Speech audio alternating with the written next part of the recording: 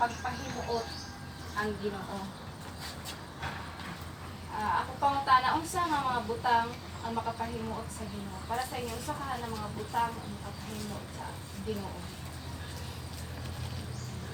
O buhat. Kuan, kanang kinabuhi ka nga uyon sa iyang kabubuton.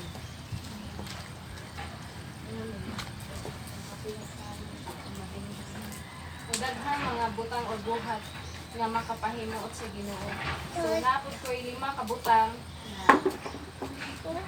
na atong makatunan karon ug unsa ang pagpahimuot ang Ginoo. Una nga butang is maghigugmaay sa mga mag-igsuon. Kaya nga diri sa verse 1, padayon ang inyong paghigugmaay ingon nga mga igsuon diha kang Kristo. So, kita di ay bisag dili ta maghigugmaay sa mga magsuon. Bisag dili bitaw ta igsuon sa dugo o igsuon sa pagpangalaga diha sa Ginoo. Kanang dili ba nato sila gud as in kaila, pero ingon ang Ginoo na kinahanglan maghigugmaay kita sa mga sa magsuon. Dili makalimot sa pag-abi-abi. Kaya ingon diri sa verse 2, ayaw kalimot sa pag-abi-abi sa mga dumuduong diha sa inyong balay. May pipila nga naghimo ni ana og wala nang hibaloy nga ang mga anghel di ay ang ilang di abi-abi. So kinahanglan ka lang unsa nang lain term ng abi-abi? Tagad. Dili di ay ta makalimot pagtagad sa mga tao, halimbawa naay muanha, naay mangutana ug unsa ba kinahanglan di ay nato sila tagdon kay wala ta masayod basig usa pud siya nga gisugo ba sa Ginoo, sulayan ta ba sige daw kaya ba nimo mutagad di man nimo kaila nga tawhana. So usa pud siya nga pamaagi na makita sa Ginoo kaya ba nato mutagad sa mga tao na dumuduong sa atong panimalay. No, usa na makapahimuot sa Ginoo ang maghigugmaay sa mga sa mag-igsuon. Ikaduha nga butang, maging makontento. Sa unsa man ta kinahanglan ng kontento. Ingon diri sa verse 5, ayaw higugma ang salapi. Kinahanglan makontento ka mo unsay ana ang Ginoo. Kay nag-ingon ang Dios dili ko gayud ka mo biyaan o talikdan. Kining verse na Hebreo 13:5, mo jud ang una na ko nga memory verse sa pagpangalagad sa Ginoo. Na dili jud ay ka kinahanglan na kanang sa Tagalog pa magbukhang salapi kanang maningkamot ta pagpangita og kwarta. Na murag wala na tay panahon sa pagpangalagad sa atong Ginoo kay tungod na ningkamot ta sa atong kaugalingon pagpangita sa kwarta. No kinahanglan usa na makapahimot og Ginoo kanang kontento na ba ta sa atong ug unsay naa ka nato dili na ta kinahanglan na mangita pa magbuhat ta og dili maayo aron lang nato makuha ang kanang butang na gusto nato na mangton. Dili nato higugmaon ang salapi. Salit kita sa Dios. Kaya diri sa verse 6, unsa may kaisip kita sa pag-ingon ang Ginoo mao'y akong magkatabang. Dili ako mahadlok kay unsa bay mahimo sa tawo kanato. Salit kita sa Ginoo. Kung unsay naa nato kontento na ta kay ana ang atong Ginoo kanunay magtabang kanato. Dili ta mahadlok. Kaingon gani ko gabi kay gibasa ba nako ni ba? Humana mag-devotion sa bukid nagbasa ko. Nga kay murag huta kong dughan ba gahapon. Tapos gabi muna kaingon ko yung diri sa verse 6 na unsay mahimo sa tao kanako na ang Ginoo mo ako magtatabang ba.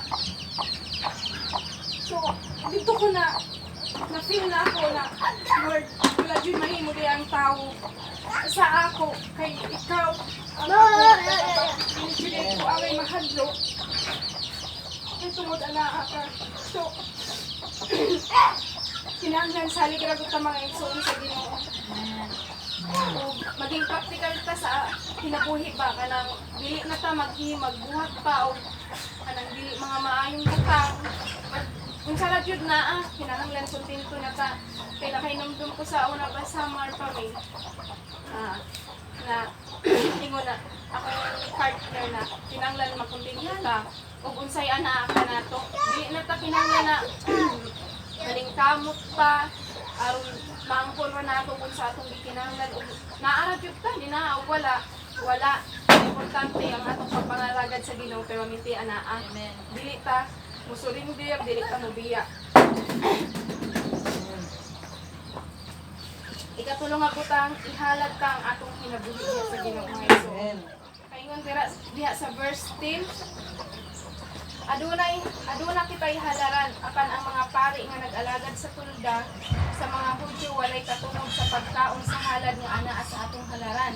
Ang lawas sa mga mananap sunugod sa gawa sa kampo apan ang dugo sa mga mananap dadun sa pangulong pari ng Hudyo ngadto sa labing balaang dapit sa mga dapit aron ihalad ingon nga sakripisyo alang sa mga sala.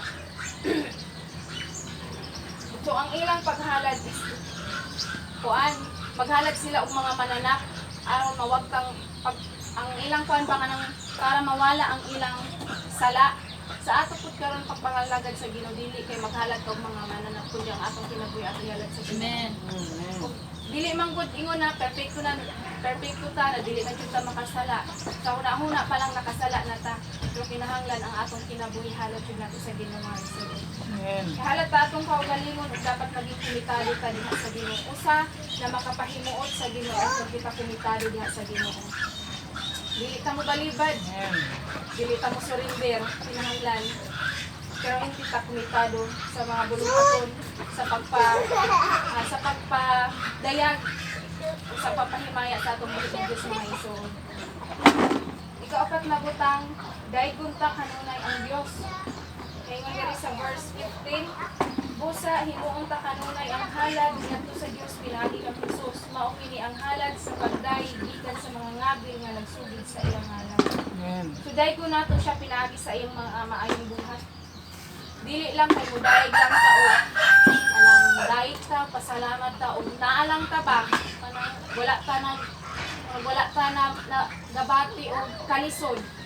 Mudayeg ra ta o nanadjud ka sa point na wala na, kalisod na ta, dili diya kinahanglan.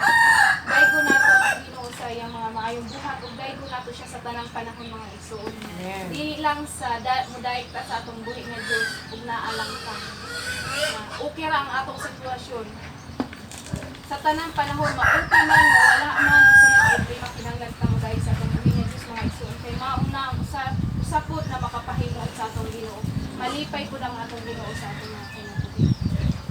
So ang katapusan nga butang, tahura nato ang atong leader.